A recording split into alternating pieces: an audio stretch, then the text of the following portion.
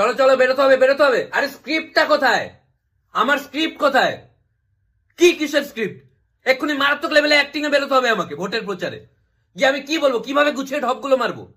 ঢপের স্ক্রিপ্টটা কোথায় যেখানে 10টা ঢপ লেখা আছে? আর তো 10টা মিথ্যে প্রতিশ্রুতির স্ক্রিপ্টটা বানো। কি উল্টো পাল্টা সাংবাদিক প্রশ্ন করতে থাকে, অযৌক্তিক প্রশ্ন।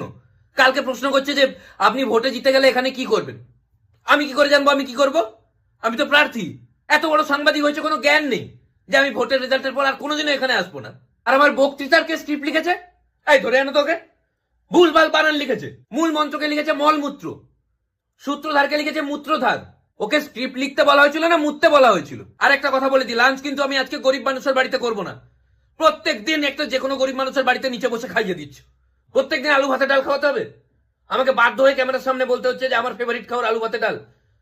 গরিব মানুষ মাংস করবে বলছে, পার্টির লোক করতে দিচ্ছে না।